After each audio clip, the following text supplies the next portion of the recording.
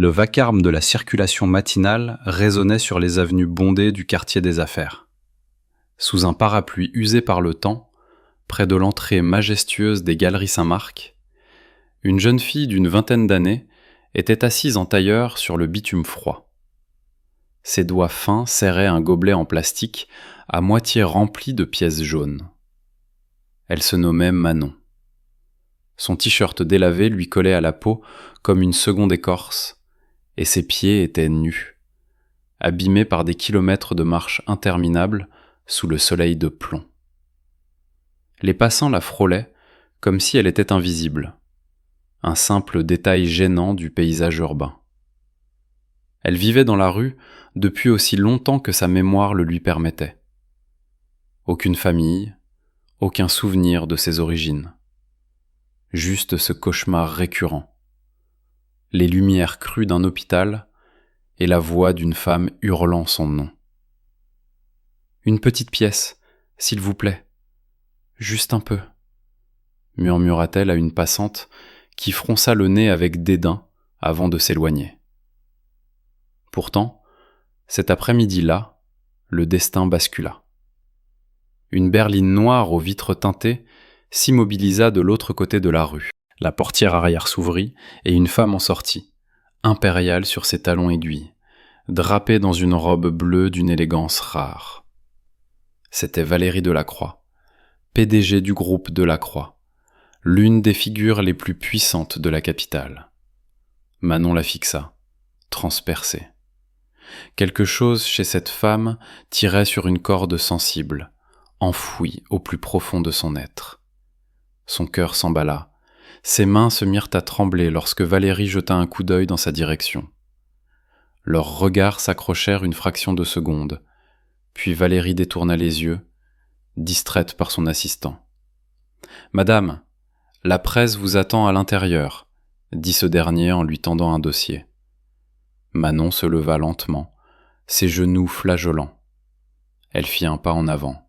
« Madame, s'il vous plaît », appela-t-elle. Valérie se retourna, visiblement contrariée. Son regard se posa sur le visage sale de Manon, mais elle ne montra aucun signe de reconnaissance. « S'il vous plaît, je ne fais pas la charité de trottoir », lâcha-t-elle froidement. La gorge de Manon se serra. « Écoutez-moi, juste un instant, je vous en supplie », chuchota-t-elle, les larmes montant aux yeux. La sécurité intervint immédiatement. « Madame Delacroix, dois-je l'éloigner » demanda l'un des gardes. Valérie fit un geste dédaigneux de la main. « Allons-y ». Manon la regarda s'éloigner, sa vision brouillée par les pleurs. Ce qu'elle ignorait, c'était que Valérie avait, elle aussi, ressenti quelque chose. Ce regard fugace avait ravivé une mémoire, un visage vieux de 2 décennies. Un bébé, un hôpital, un cri. À l'intérieur du centre commercial, la main de Valérie tremblait légèrement alors qu'elle tenait sa coupe de champagne. « Cette mendiante, ses yeux », murmura-t-elle. Son assistant leva la tête. « Madame ?» Valérie secoua la tête pour chasser cette pensée. « Ce n'est rien, oubliez ça. » Dehors, Manon s'était rassise sous son parapluie, mais quelque chose en elle avait changé. Pour la première fois depuis des années, elle avait vu un visage qui lui donnait l'impression d'appartenir à quelque part, et elle était bien décidée à découvrir pourquoi. Plus tard dans la soirée, Valérie Delacroix était assise dans son immense appartement avec vue sur la Seine, mais ses pensées vagabondaient ailleurs. Elle ne cessait de revoir les yeux de cette fille, hantés, familiers, troublants. Impossible de chasser cette image de son esprit. Elle se servit un verre de vin rouge et saisit un vieil album photo sur l'étagère en acajou. Il était poussiéreux, intouché depuis des années. Elle tourna les pages, contemplant les clichés glacés de sa jeunesse, de son ex-mari et de sa fille, Amélie. Amélie Delacroix, née il y a 20 ans à la clinique Sainte-Agathe, déclarée morte quelques heures seulement après sa naissance. Mort-née, c'est ce qu'on lui avait dit. Ses mains recommencèrent à trembler. Elle se souvenait du chaos dans cette clinique, la panne d'électricité, les infirmières qui couraient, la confusion, les cris. Elle s'était évanouie d'épuisement. À son réveil, on avait placé un bébé sans vie dans ses bras. Mais quelque chose n'avait jamais sonné juste. Et maintenant, ce visage, ses yeux sur une mendiante. Son téléphone vibra, la ramenant à la réalité. C'était un message de son vieil ami, le docteur Simon Archambault, qui travaillait à la clinique Sainte-Agathe à l'époque. Ils ne s'étaient pas parlé depuis des années. Vu le reportage sur ton nouveau projet immobilier, félicitations. Incroyable chemin parcouru depuis l'époque de Sainte-Agathe. Valérie fixa le message. Elle répondit impulsivement. Simon, te souviens-tu de mon accouchement ? Quelque chose me tourmente. La bulle de saisie apparut, puis disparut. Puis la réponse arriva. C'est étrange. Je n'ai jamais cru que ton bébé était mort. J'ai toujours pensé qu'il y avait eu une dissimulation, mais je n'avais aucune preuve. Le cœur de Valérie manqua un battement. Son verre de vin glissa de ses doigts et se brisa sur le parquet en 1000 éclats. Pendant ce temps, sous son parapluie, Manon regardait le ciel, l'estomac tordu par la faim. Elle sortit de sa poche une feuille de papier froissé, une liste de noms. Infirmières, médecins, des gens qu'elle avait notés au fil des ans en écoutant des conversations, en trouvant de vieux documents dans les poubelles. Elle n'avait qu'une mission dans la vie, retrouver sa mère. Elle ne savait pas qui elle était, mais elle croyait fermement qu'un jour, un indice la mènerait à elle. Et aujourd'hui, c'était arrivé. Cette femme nommée Valérie Delacroix, elle avait entendu quelqu'un prononcer ce nom. Elle l'inscrivit dans son carnet et l'entoura 3 fois.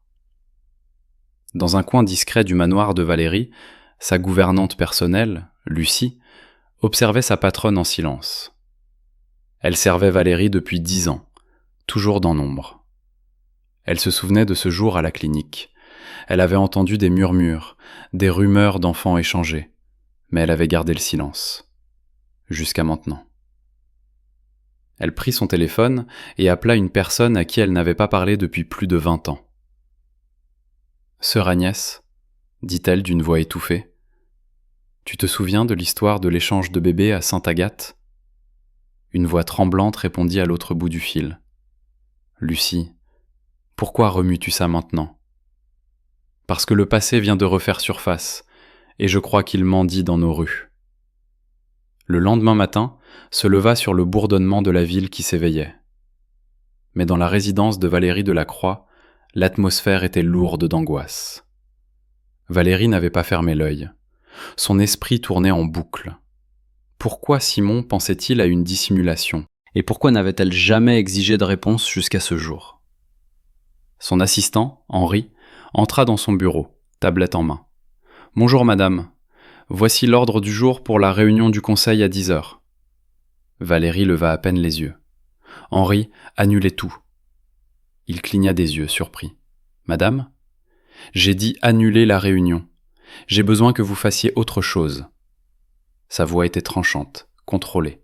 « Je veux une vérification complète des antécédents de chaque infirmière et médecin ayant travaillé à la clinique Sainte-Agathe il y a 20 ans, en particulier ceux présents le 5 juin. Sortez les dossiers du personnel, les photos, tout ce que vous pourrez trouver. » Henri hocha lentement la tête, incertain. « Bien, madame. » Valérie se retourna vers son ordinateur portable et fixa une image arrêtée du visage de Manon, tirée des caméras de surveillance du centre commercial. Elle avait ordonné à sa sécurité de récupérer les images sans expliquer pourquoi. Elle zooma. Il y avait quelque chose de magnétique dans les traits de la jeune fille. Ses pommettes, la ligne de sa mâchoire, la forme de ses yeux. Soudain, son téléphone sonna, un numéro familier. Elle hésita, puis décrocha. « Allô, Valérie ? C'est Lucie. » Elle fronça les sourcils. « Lucie, ma gouvernante ? Je ne viendrai pas travailler aujourd'hui. Il y a quelque chose que je dois confesser. C'est à propos de votre enfant, celui qu'on a dit mort. » Valérie se redressa sur son siège. « Qu'est-ce que vous voulez dire ? » J'étais là, à Sainte-Agathe. J'ai entendu des choses cette nuit-là. mais j'avais trop peur pour parler. Lucie, qu'avez-vous entendu ? Lucie hésita. Il se disait que votre enfant n'était pas mort, qu'une autre femme, une certaine Blandine, je crois, hurlait que son bébé semblait différent. C'était la panique. La sécurité s'en est mêlée. Une femme riche exigeait un bébé et quelqu'un a payé l'infirmière en chef. La main de Valérie se crispa sur son téléphone. Vous souvenez-vous du nom de l'infirmière ? Oui. C'était l'infirmière Rose. Rose Gauthier. Le nom la frappa comme la foudre. Valérie laissa tomber le téléphone, le cœur battant à tout rompre. Pendant ce temps, à des kilomètres de là, Manon arpentait les rues de la ville avec un unique objectif en tête, trouver quelqu'un qui connaissait Valérie Delacroix. Peut-être pourrait-elle proposer de faire le ménage ou de laver le linge, n'importe quoi pour approcher cette résidence. Son instinct lui hurlait que les réponses à ses questions se trouvaient derrière ces immenses grilles noires. Elle arrêta une femme qui vendait des fruits près d'un carrefour fréquenté. « Excusez-moi, madame, savez-vous où habite Valérie Delacroix ?» La marchande hocha la tête en s'essuyant le front. « Bien sûr, tout le monde la connaît. C'est la grande propriété là-bas, sur la colline. C'est chez elle. » Les yeux de Manon s'illuminèrent. « Savez-vous s'ils embauchent du personnel ?» La femme haussa les épaules. « Parfois, mais ils ont des règles très strictes. Pourquoi ? » « Je veux travailler là-bas. » La marchande éclata de rire. « Une fille de la rue dans cette maison ?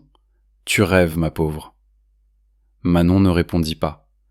Elle sourit faiblement et murmura pour elle-même « Pas seulement pour travailler, pour découvrir qui je suis vraiment. » À l'autre bout du pays, dans une petite maison isolée de province, une vieille femme fixait une photographie poussiéreuse de 2 nouveau-nés enveloppés dans des couvertures bleues et roses.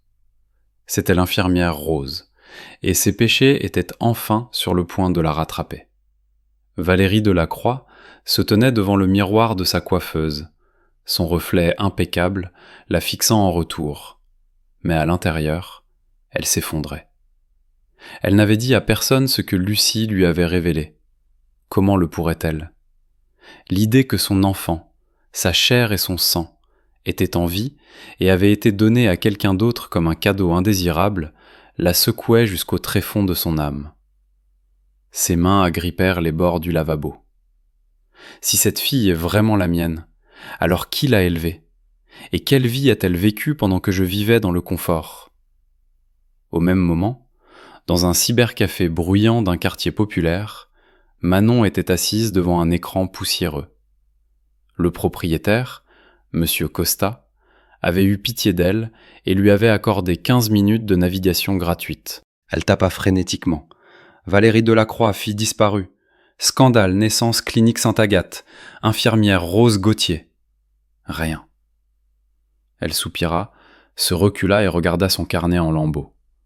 La seule piste qu'elle avait était Valérie elle-même. Elle devait entrer dans ce manoir. En sortant du café, quelque chose attira son attention.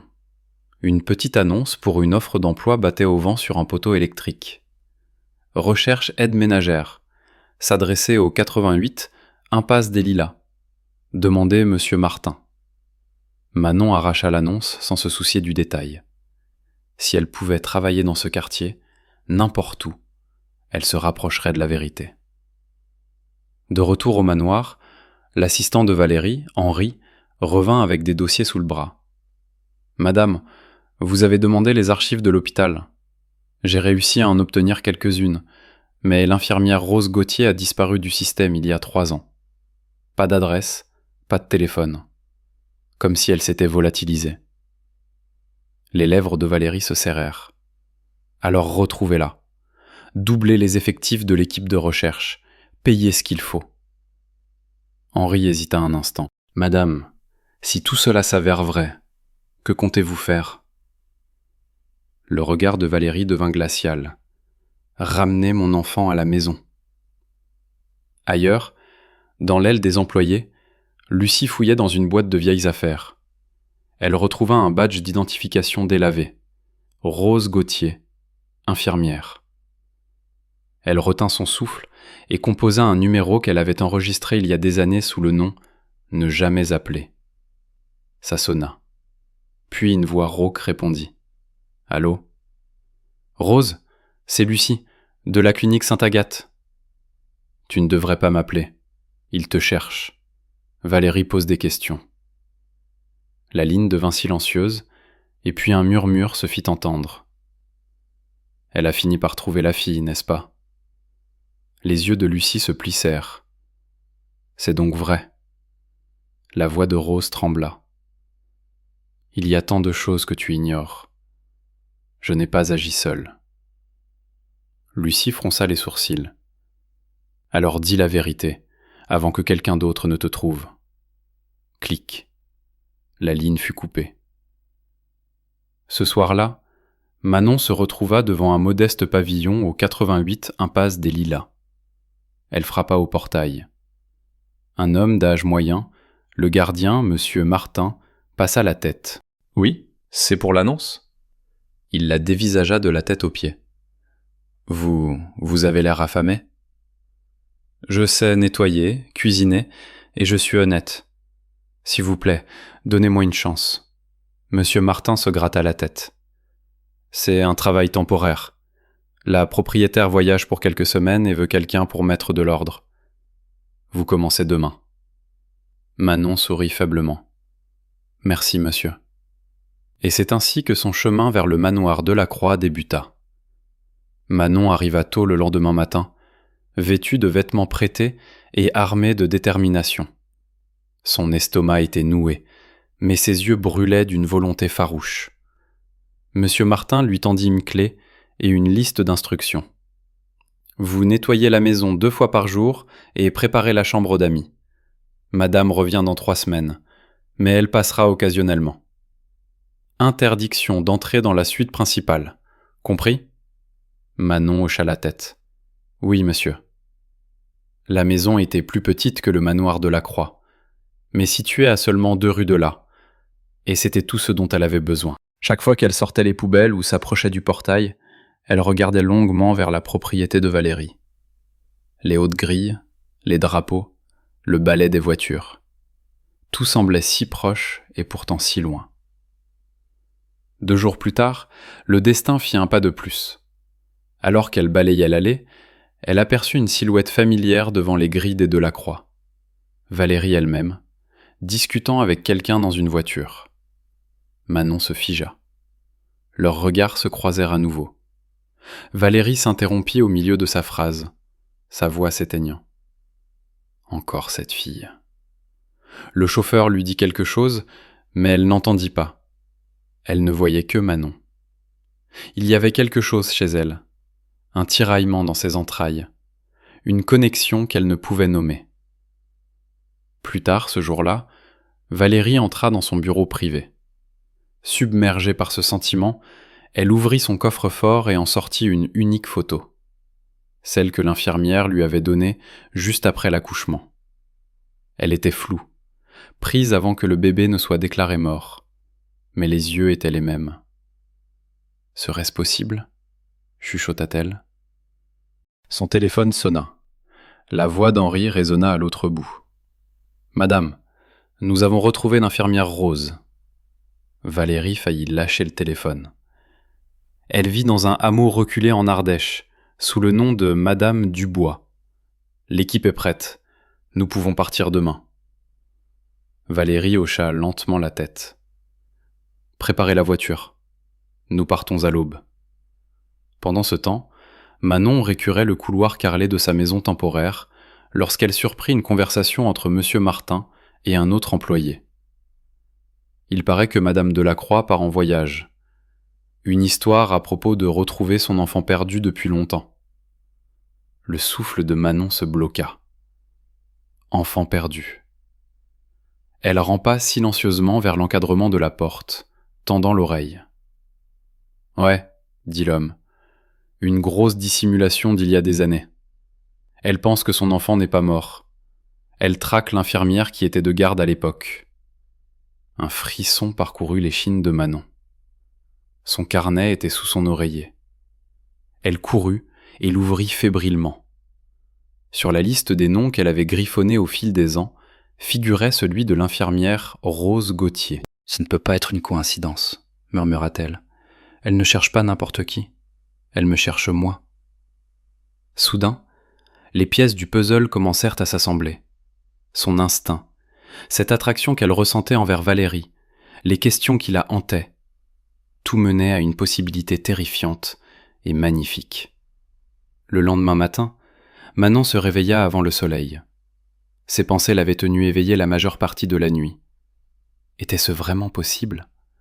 Valérie Delacroix pouvait-elle être sa mère ? Elle n'avait jamais osé rêver si grand. Mais chaque fibre de son âme disait oui. Elle devait trouver une preuve, et vite. Pendant ce temps, à des centaines de kilomètres de là, dans la campagne profonde, Valérie et son assistant Henri arrivèrent devant une maison en ruine envahie par les herbes folles. Une femme d'âge moyen ouvrit la porte.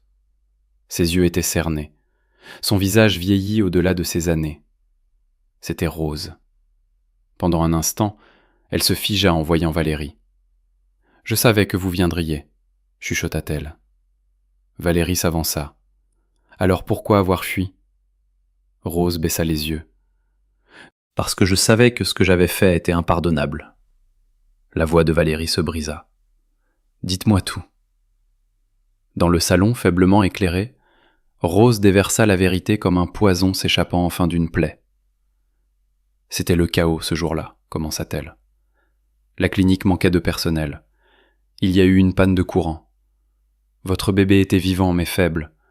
L'incubateur ne fonctionnait pas. » Les yeux de Valérie se remplirent de larmes. « Donc, elle n'est pas morte ? » ?»« Non, elle a été prise. Une femme riche, Madame Vernier, venait de faire une fausse couche. Son mari était un homme puissant et il exigeait un héritier. Ils ont soudoyé le directeur. J'ai reçu l'ordre de faire l'échange. Votre bébé a été remis à cette femme et on vous a dit qu'elle était morte. » Valérie haleta. « Et l'autre femme ? Celle qui a reçu le bébé que j'étais censé élever ? » C'était une femme pauvre. Elle avait accouché d'une fille aussi. Mais je ne sais pas ce qui s'est passé après. Je sais seulement que votre fille a été emmenée cette nuit-là et qu'on ne l'a plus jamais revue. Valérie tremblait de tout son corps. « Avez-vous des preuves ? » ?»« N'importe quoi. » Rose plongea la main dans une vieille boîte en fer blanc et en sortit une photographie, décolorée, tachée, mais lisible. Elle montrait 2 bébés enveloppés dans des serviettes blanches. L'un d'eux avait un minuscule grain de beauté juste au-dessus du sourcil gauche. Le cœur de Valérie s'arrêta. « Ce grain de beauté, » murmura-t-elle. « Je l'ai vu sur la fille de la rue. » Sa main se mit à trembler violemment. « Cette fille, Manon. » Rose parut surprise. « Vous l'avez vue ? » ?»« Oui, 2 fois maintenant. » De retour en ville, Manon était retournée devant le portail du manoir. Elle regarda le chauffeur de Valérie entrer sans elle. La femme de chambre confirma la nouvelle. Madame était en voyage. Le cœur de Manon battait la chamade. Elle devait agir vite. Ce soir-là, elle frappa doucement au mur d'enceinte de la propriété de la Croix.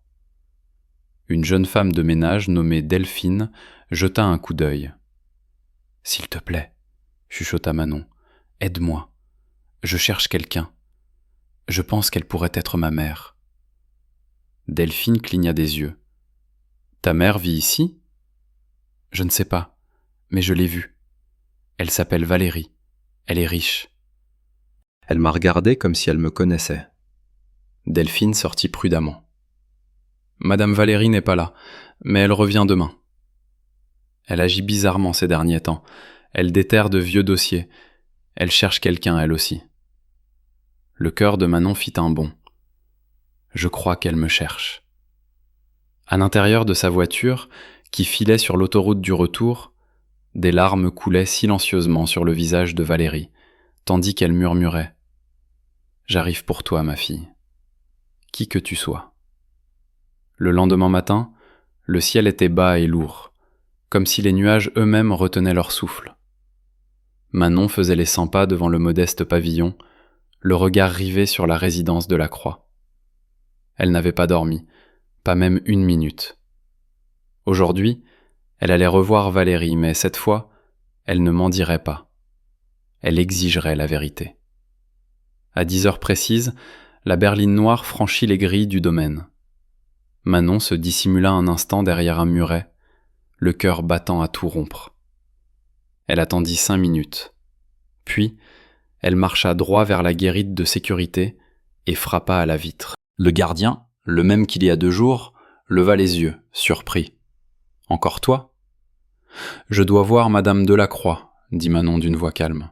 « S'il vous plaît, dites-lui juste que c'est la fille du centre commercial. » Le gardien hésita, puis décrocha son interphone. « Attends là. » À l'intérieur, Valérie était assise dans son bureau. Des documents et des photographies étaient éparpillés sur la table en chêne massif, comme les pièces d'un puzzle impossible. Ses yeux étaient rougis par les larmes, ses doigts tremblaient. Le gardien entra discrètement. « Madame, la jeune fille de la rue est au portail. Elle dit que vous la connaissez. » Valérie se leva avec une telle précipitation que sa chaise bascula en arrière. « Faites-la entrer, immédiatement. » Manon fut conduite à travers le grand hall d'entrée. Ses pieds nus effleuraient le marbre poli, son souffle était court. Tout ici sentait la lavande et le prestige. Elle se sentait déplacée, et pourtant, étrangement à sa place. Valérie l'attendait dans le petit salon. Lorsque leurs regards se croisèrent à nouveau, le silence entre elles devint assourdissant. Personne ne parla au début. Puis Valérie murmura « Comment t'appelles-tu »« Manon. Manon Sorel. » Les lèvres de Valérie tremblèrent. « As-tu le moindre souvenir d'où tu viens ?» Manon secoua la tête. « Seulement des cauchemars d'un hôpital. Des pleurs et votre visage.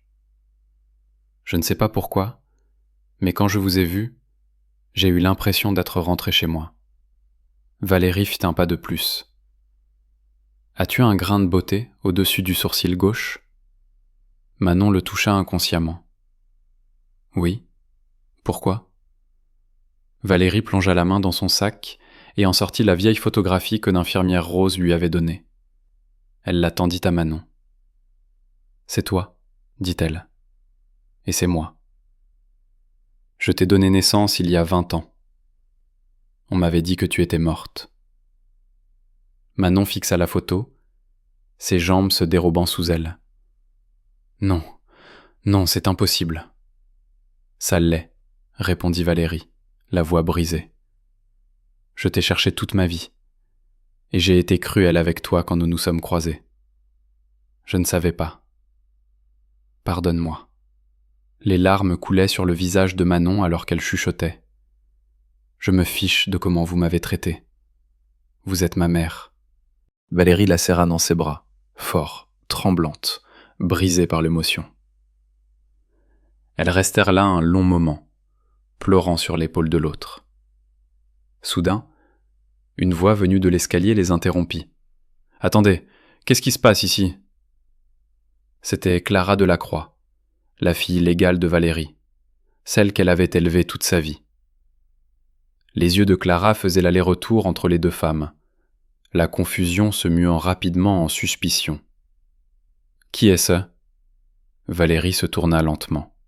« Clara, il y a quelque chose que je dois te dire. » Et juste comme ça, l'instant des retrouvailles se transforma en une nouvelle tempête. Clara Delacroix restait figée à mi-chemin de l'escalier, les bras croisés hermétiquement sur sa poitrine. Sa haute silhouette était raide d'incrédulité. « Qui est-elle » répéta-t-elle, plus fort cette fois. Manon se recula de l'étreinte de Valérie, les joues humides. Elle se tourna vers Clara, ne sachant si elle devait parler ou fuir. Valérie s'avança calmement. « Clara, voici Manon. C'est ma fille biologique. » Clara cligna des yeux lentement, comme si elle avait mal entendu. « Quoi » J'ai accouché de jumelles il y a 20 ans. L'une d'elles, Manon, m'a été volée. On m'a dit qu'elle était morte, mais ce n'était pas vrai. Elle est en vie et elle a souffert toutes ces années. La mâchoire de Clara se crispa. Et maintenant tu dis qu'elle est ta fille, elle aussi ? Valérie hocha la tête avec gravité.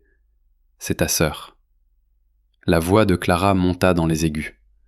Donc, après toutes ces années, tu trouves une mendiante dans la rue et soudainement c'est la famille ? Les yeux de Manon tombèrent vers le sol. Ses lèvres tremblaient, mais elle ne dit rien. « Je n'ai pas choisi de naître dans la rue », murmura-t-elle doucement. Valérie leva la main. « Clara, ça suffit. Je sais que c'est un choc, mais c'est la vérité. J'ai fait faire un test ADN en urgence cette nuit. Les résultats viennent d'arriver. Elle est bien ma fille. Tout comme toi. » Le visage de Clara blêmit. « Tu as fait un test sans me le dire ? » « Je devais être sûre, » répondit Valérie. « Je ne voulais pas créer de faux espoirs. » Clara rit amèrement. « De faux espoirs ? C'est exactement ce que c'est. Cette fille est une imposture. » Manon prit une inspiration brutale. « Tu n'es pas obligé de m'aimer. Je ne suis pas ici pour te prendre quoi que ce soit. » Clara descendit les marches d'un pas décidé.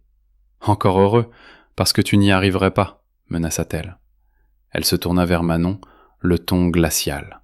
« Tu peux porter de beaux vêtements et marcher sur ce marbre, mais tu ne seras jamais l'une des nôtres. » Valérie s'interposa entre elles. « Ça suffit. » « Elle n'est pas comme nous, » cingla Clara. « Non, elle est meilleure, » répliqua froidement Valérie. « Elle a survécu sans rien, sans famille, sans aide, sans luxe, et pourtant, elle se tient là avec une dignité dont tu pourrais t'inspirer. » Clara tressaillit comme si elle avait été giflée. « Je vais dans ma chambre, » marmonna-t-elle en tournant les talons, claquant la porte derrière elle. Le silence retomba. Manon se tourna vers Valérie.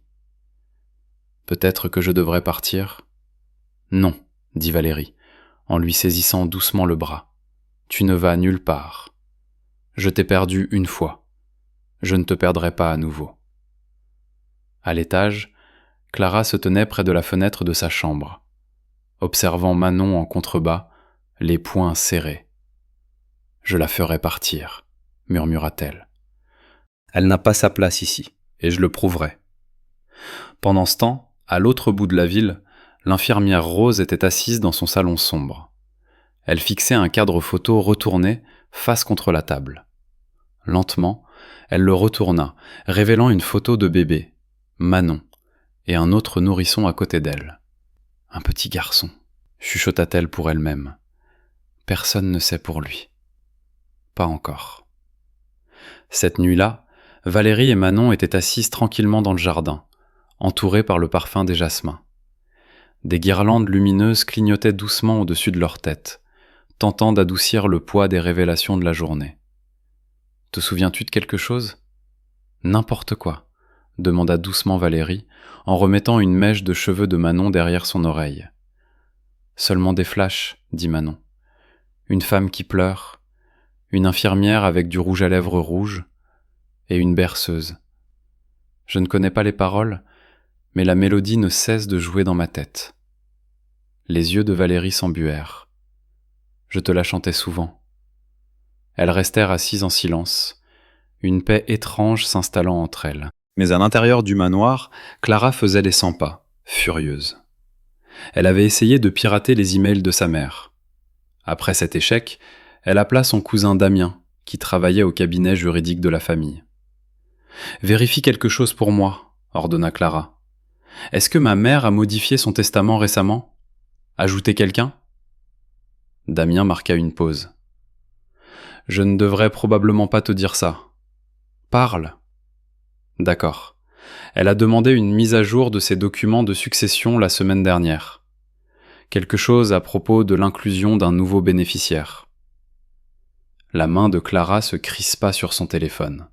« C'est donc vrai. » Elle raccrocha et murmura. « Si elle pense que je vais laisser cette fille prendre la moitié de ce qui m'appartient, elle est folle. » Ailleurs, Cette même nuit, on frappa à la porte de l'infirmière Rose. Elle ouvrit lentement et étouffa un cri. Sur le seuil se tenait l'inspecteur Morel, un homme à la carrure imposante, en civil. « Mademoiselle Gauthier, dit-il calmement, nous avons reçu un signalement indiquant que vous pourriez avoir des informations concernant un enfant disparu depuis longtemps. » Les épaules de Rose s'affaissèrent. « C'est vrai, j'ai tout confessé. »« Est-ce tout ?» demanda-t-il. Rose hésita. « Non, » chuchota-t-elle. Morel se pencha, continuait. Rose retourna dans le salon et revint avec une petite boîte en bois. À l'intérieur se trouvaient 2 bracelets de naissance, un rose, un bleu et un document hospitalier. « Il y avait 2 enfants enlevés cette nuit-là, dit-elle. La fille que j'ai donnée à une autre femme, et un garçon. Le frère jumeau de Manon. » Morel cligna des yeux. « Un frère jumeau ?» Rose hocha la tête. « Il a été adopté par une famille qui ne pouvait pas concevoir. J'ai gardé les papiers cachés toutes ces années. Je ne voulais pas perdre mon travail, ou pire. » Les yeux de Morel s'écarquillèrent. Cela change tout. Pendant ce temps, au manoir, Valérie bordait Manon dans la chambre d'amis comme on borderait un enfant. « Nous te procurerons tout ce dont tu as besoin. Des vêtements, un téléphone, un avocat si tu le souhaites. Tu es en sécurité maintenant. » Manon leva les yeux. « Merci, maman. » Ce mot frappa Valérie comme un orage bienveillant, chaud, puissant, guérisseur. En éteignant la lumière et en fermant la porte, Valérie murmura pour elle-même. « J'ai retrouvé ma fille.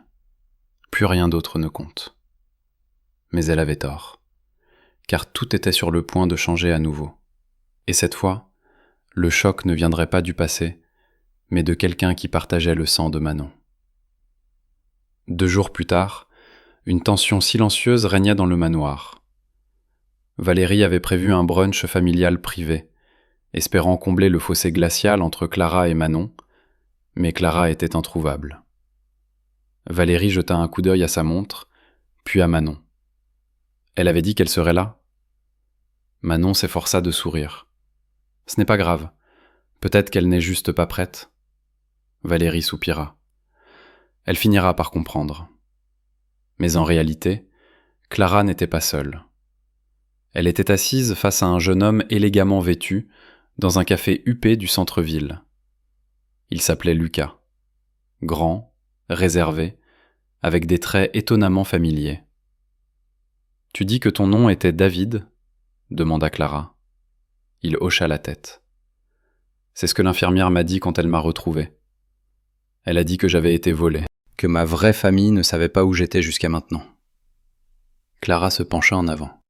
« Donc, tu dis que tu es le jumeau de Manon ?» ?»« Oui. » Elle se recula, digérant l'information. « Tu veux la rencontrer ?» demanda Clara.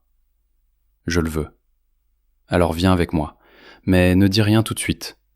Voyons comment cela se passe. » Plus tard dans l'après-midi, Valérie était dans son bureau quand son téléphone sonna.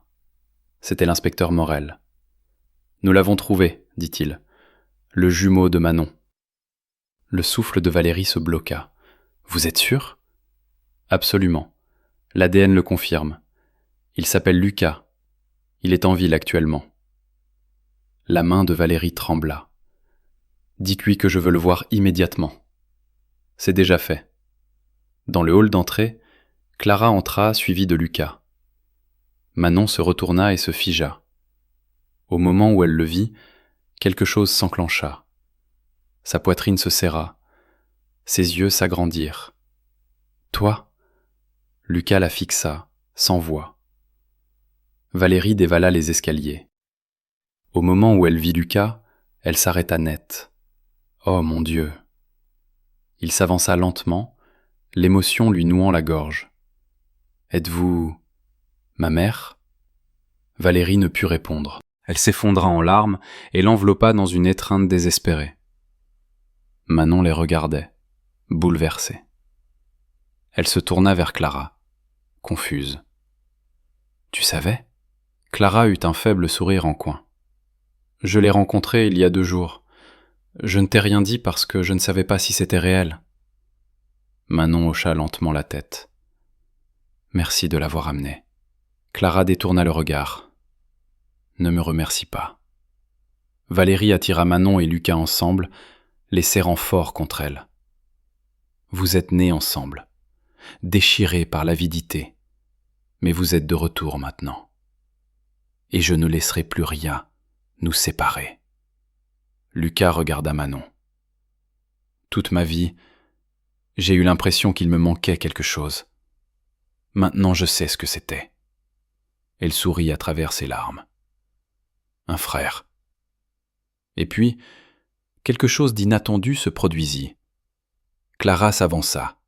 « J'ai été jalouse, en colère, mais je réalise maintenant que la famille, ce n'est pas une question d'héritage, c'est une question de présence. » Valérie l'attira dans l'étreinte collective.